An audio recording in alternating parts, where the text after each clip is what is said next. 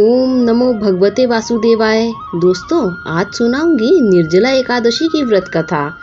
भीमसेन व्यास जी से कहने लगे कि हे पितामह, भ्राता युधिष्ठिर, माता कुंती, द्रौपदी, अर्जुन, नकुल और सहदेव आदि सब एकादशी का व्रत करने को कहते हैं, परंतु महाराज मैं उनसे कहता हूँ कि भाई, मैं भगवान की शक्ति पूजा आदि तो कर सकता हूँ, दान भी दे सकता हूँ, परंतु भोजन के बिना नहीं रह सकता। इस पर व्यास जी कहने लगे कि हे भीमसेन, यदि तुम नरक को बुरा और स्वर्ग को अच्छा समझते हो तो प्रति मास की दोनों एकादशियों को अन्न मत खाया करो। भीम कहने लगे कि हे पितामह, मैं तो पहले ही कह चुका हूँ कि मैं भूख सहन नहीं कर सकता। यदि वर्ष भर में कोई एक ही व्रत हो तो मैं रख सकता हूँ, क्योंकि मेरे पेट में वृक नाम की अग्नि है, तो मैं भोजन किए बिना नहीं रह सकता। भोजन करने से वह शांत रहती है, इसीलिए पूरा उपवास तो क्या, एक समय भी बिना भोजन के रहना कठिन है। अतः आप मुझे कोई ऐसा व्रत बताइए जो वर्ष में केवल एक ही बार करना पड़े और मुझे स्वर्ग की प्राप्ति हो जाए। श्री व्यास जी कहने लगे कि हे पुत्र, बड़े बड़े ऋषियों ने बहुत शास्त्र आदि बनाए हैं, जिनसे बिना धन के थोड़े परिश्रम से ही स्वर्ग की प्राप्ति हो सकती है। इसी प्रकार शास्त्रों में दोनों पक्षों की एकादशी का व्रत मुक्ति के लिए रखा जाता है।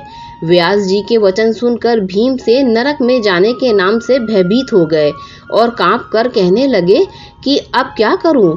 मास में 2 व्रत तो मैं कर नहीं सकता। हाँ, वर्ष में एक व्रत करने का प्रयत्न अवश्य कर सकता हूँ। अतः वर्ष में एक दिन व्रत करने से यदि मेरी मुक्ति हो जाए तो ऐसा कोई व्रत बताइए। यह सुनकर व्यास जी कहने लगे कि वृषभ और मिथुन राशि की संक्रांति के बीच ज्येष्ठ मास के शुक्ल पक्ष की जो एकादशी आती है उसका नाम निर्जला है। तुम उस निर्जला एकादशी का व्रत करो। इस एकादशी के व्रत में स्नान और आचमन के सिवा जल वर्जित है। आचमन में 6 मासे से अधिक जल नहीं होना चाहिए, अन्यथा यह मद्यपान के सदृश हो जाएगा। इस दिन भोजन नहीं करना चाहिए, क्योंकि भोजन करने से व्रत नष्ट हो जाता है। यदि एकादशी को सूर्योदय से लेकर द्वादशी के सूर्योदय तक जल ग्रहण न करे तो उसे सारी एकादशियों के व्रत का फल प्राप्त होता है। द्वादशी को सूर्योदय से पहले उठकर स्नान आदि करके ब्राह्मण को दान आदि देना चाहिए। इसके पश्चात भूखे और सत्पात्र ब्राह्मण को भोजन कराकर फिर आप भोजन कर लेना चाहिए। इसका फल पूरे 1 वर्ष की संपूर्ण एकादशियों के बराबर होता है। व्यास जी कहने लगे कि हे भीमसेन, यह मुझको स्वयं भगवान ने बताया है। इस एकादशी का पुण्य समस्त तीर्थों और दानों से अधिक है। केवल एक दिन मनुष्य निर्जल रहने से पापों से मुक्त हो जाता है। जो मनुष्य निर्जला एकादशी का व्रत करते हैं उनकी मृत्यु के समय यमदूत आकर नहीं घेरते, वरन भगवान के पार्षद उसे पुष्पक विमान में बिठाकर स्वर्ग को ले जाते हैं।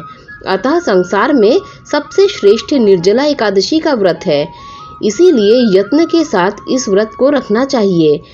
उस दिन ओम नमो भगवते वासुदेवाय मंत्र का उच्चारण करना चाहिए और गोदान करना चाहिए।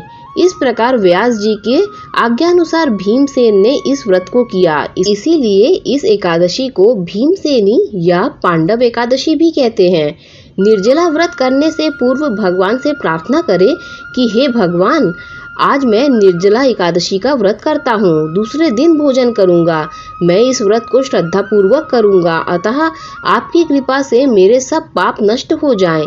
इस दिन जल से भरा हुआ एक घड़ा वस्त्र से ढककर स्वर्ण सहित दान कर देना चाहिए। जो मनुष्य इस व्रत को करते हैं उनको करोड़ पल सोने के दान का फल मिलता है, और जो इस दिन यज्ञादि करते हैं उनका फल तो वर्णन ही नहीं किया जा सकता।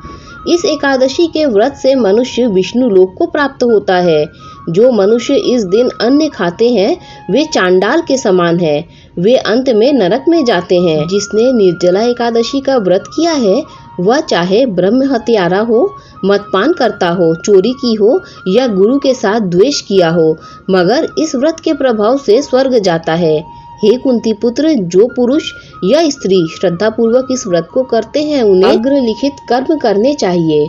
प्रथम भगवान का पूजन, फिर गोदान, ब्राह्मणों को मिष्ठान व दक्षिणा देनी चाहिए तथा जल से भरे कलश का दान अवश्य करना चाहिए। निर्जला के दिन अन्न, वस्त्र, उपाहन आदि का दान भी करना चाहिए। जो मनुष्य भक्ति पूर्वक इस कथा को पढ़ते या सुनते हैं उन्हें निश्चय ही स्वर्ग की प्राप्ति होती है। दोस्तों, कृपया लाइक, शेयर, सब्सक्राइब कीजिए।